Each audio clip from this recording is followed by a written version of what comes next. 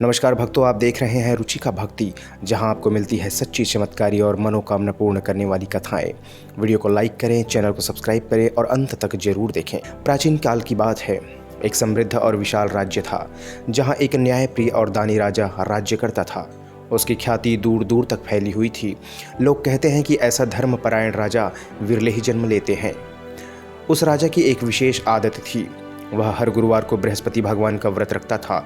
उस दिन वह स्वयं भूखा रहकर गरीब ब्राह्मणों और जरूरतमंदों को अन्न, वस्त्र और धन का दान करता था। राजा का विश्वास था, जो धन दूसरों के काम आए वही सच्चा धन है। लेकिन जहां राजा इतना धर्मात्मा था, वही उसकी रानी बिल्कुल विपरीत स्वभाव की थी। रानी को दान पुण्य से चिढ़ थी। उसे लगता था कि राजा बिना वजह धन लुटा रहा है। वह अक्सर राजा से कहती, आप क्यों हर गुरुवार को इतना दान करते हैं? क्या आपने कभी सोचा है कि यह धन कितनी मेहनत से आता है? राजा मुस्कुराकर जवाब देता है, धन का असली महत्व तभी है जब वह किसी के काम आए। लेकिन रानी को यह बात समझ नहीं आती थी। एक दिन सुबह सुबह राजा शिकार के लिए जंगल चला गया।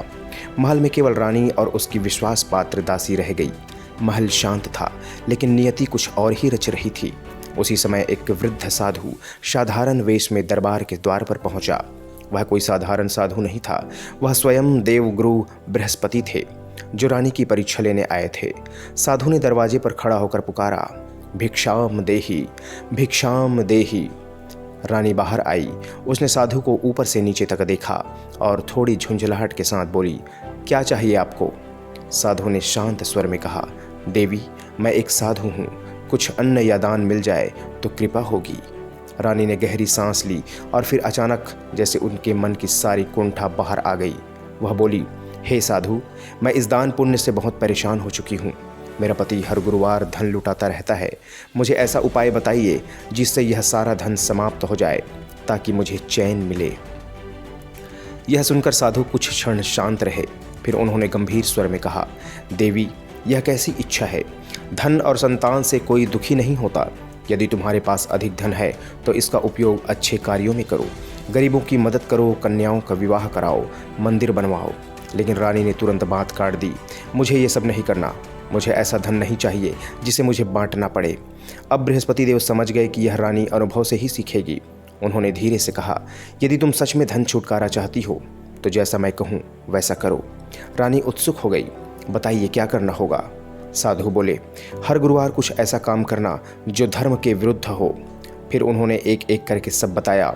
घर को गोबर से लिपना, बालों को पीली मिट्टी से धोना, नहाते समय केश धोना, राजा से हजामत बनवाना, मांस मदिरा का सेवन करना और कपड़े धुलवाना। ऐसा 7 गुरुवार तक करना, तुम्हारा सारा धन नष्ट हो जाएगा। इतना कहकर साधु वहाँ से चले गए। रानी ने बिना सोचे समझे वही सब करना शुरू कर दिया। पहला गुरुवार, दूसरा गुरुवार और तीसरे गुरुवार तक चमत्कार हो गया। महल की रौनक गायब हो गई, खजाने खाली हो गए, नौकर चाकर चले गए। जहाँ कभी सोना चमकता था वहाँ अब सन्नाटा था। जब राजा वापस लौटा तो उसने अपने महल की हालत देखी। उसकी आंखें आश्चर्य से फैल गई। यह सब क्या हो गया? उसने पूछा। रानी ने सब कुछ सच सच बता दिया। राजा कुछ देर तक चुप रहा, फिर बोला, अब पछताने से क्या होगा? कुछ ही दिनों में हालत इतनी खराब हो गई कि भोजन तक के लाले पड़ गए। एक दिन राजा ने गंभीर होकर कहा, अब मुझे इस राज्य को छोड़कर जाना होगा। यहाँ सब मुझे पहचानते हैं, कोई छोटा काम नहीं करने देगा। रानी की आंखों में आंसू आ गए, लेकिन वह कुछ कह नहीं सकी। राजा ने अंतिम बार अपने महल को देखा और परदेश की ओर निकल पड़ा। जंगल में पहुंचकर उसने लकड़ियां काटनी शुरू कर दी। दिन भर मेहनत करता और शाम को शहर जाकर उन्हें बेचता। वही राजा जो कभी हजारों लोगों को दान देता था, अब खुद 2 वक्त की रोटी के लिए संघर्ष कर रहा था। उधर महल में रानी और दासी की हालत और भी खराब हो गई थी। 1 दिन, 2 दिन, 3 दिन, पूरा 1 सप्ताह बीत गया, लेकिन खाने को एक दाना भी नहीं मिला। भूख से तड़पती रानी ने आखिरकार हार मान ली। उसने दासी से कहा, पास के नगर में मेरी बहन रहती है, वह बहुत धनी है, तुम उसके पास जाओ और कुछ अनाज मांग के ले आओ। दासी तुरंत निकल पड़ी। दासी तेजी से रानी की बहन के नगर पहुंची। उनका मन उम्मीद से भरा हुआ था, अब तो अनाज मिल ही जाएगा। लेकिन उस दिन गुरुवार था और जैसे ही वह महल पहुंची, उसे अंदर से मंत्रों की आवाज़ सुनाई दी।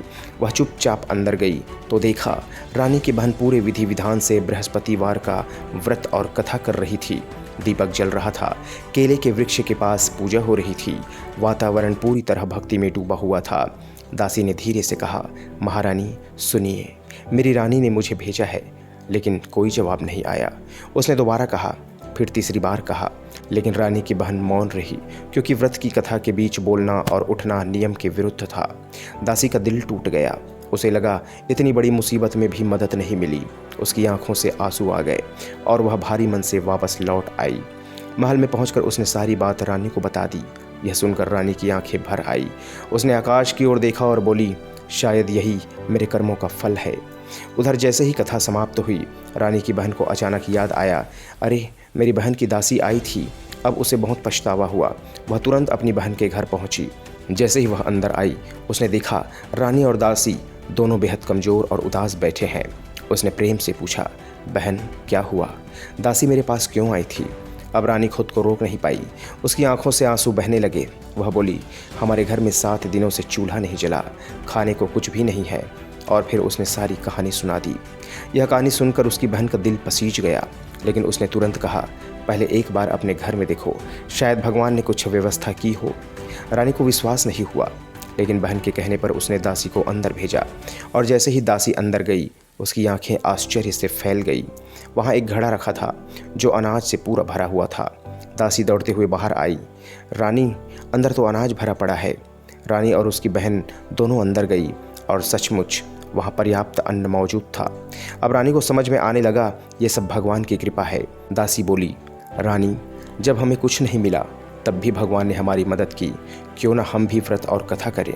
रानी ने अपनी बहन से विनती की, मुझे भी बृहस्पतिवार व्रत की कथा विधि बताइए दीदी।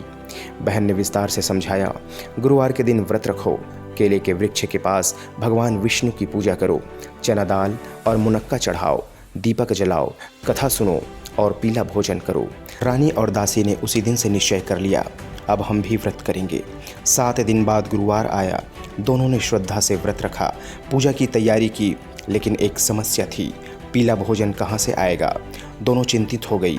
तभी एक साधारण व्यक्ति वहाँ आया। उसके हाथ में 2 थाल थे जिसमें पीला भोजन सजा हुआ था। उसने कहा, यह प्रसाद ग्रहण कीजिए। दासी ने भोजन किया और जैसे ही वह व्यक्ति चला गया, दोनों समझ गई ये कोई साधारण व्यक्ति नहीं था, ये स्वयं बृहस्पति देव थे। उस दिन के बाद हर गुरुवार दोनों व्रत करने लगी। धीरे धीरे घर में सुख समृद्धि लौटने लगी, धन आने लगे, वैभव पास आ गया। लेकिन अब एक नया खतरा था, रानी फिर से आलसी होने लगी थी।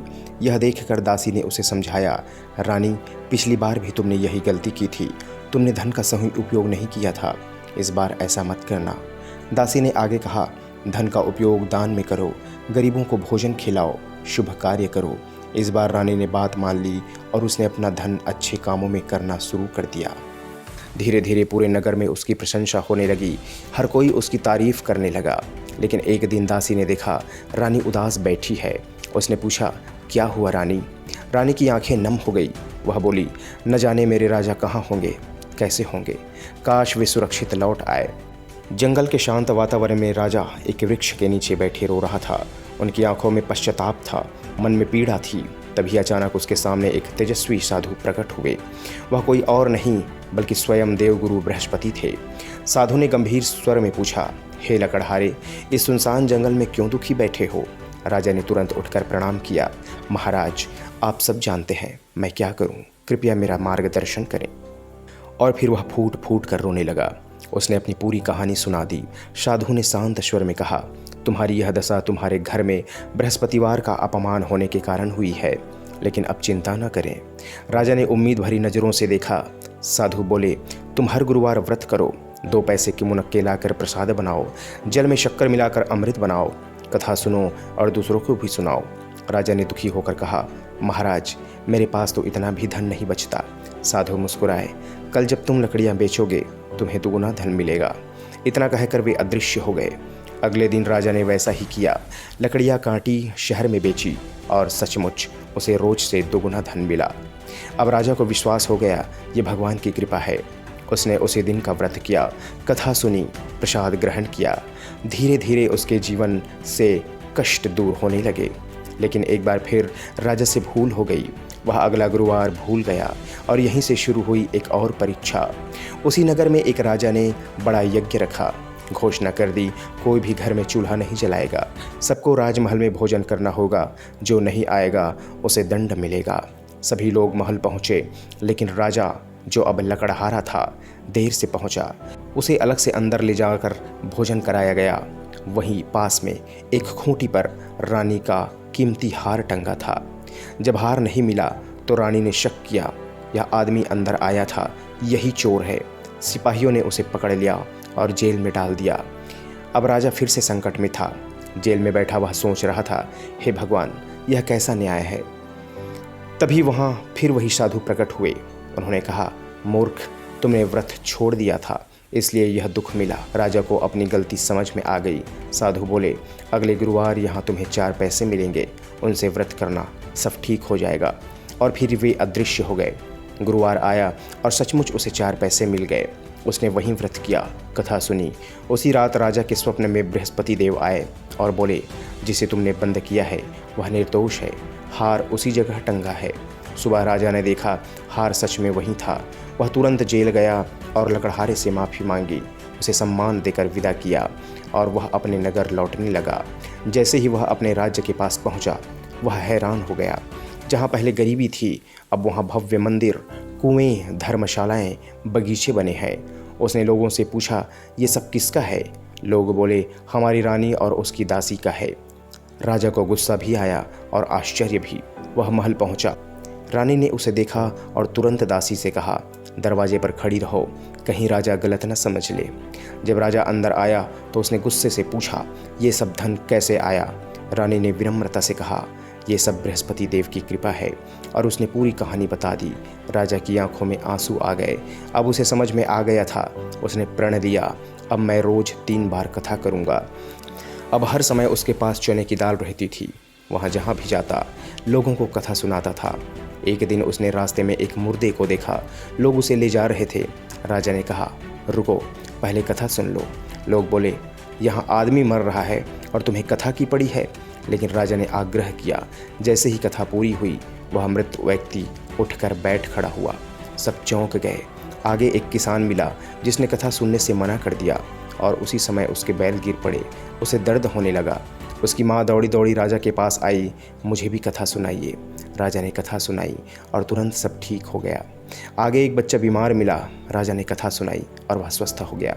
अब राजा की महिमा हर जगह फैल गई। कुछ समय बाद भगवान की कृपा से रानी ने एक सुंदर पुत्र को जन्म दिया। पूरा राज्य खुशियों से भर गया।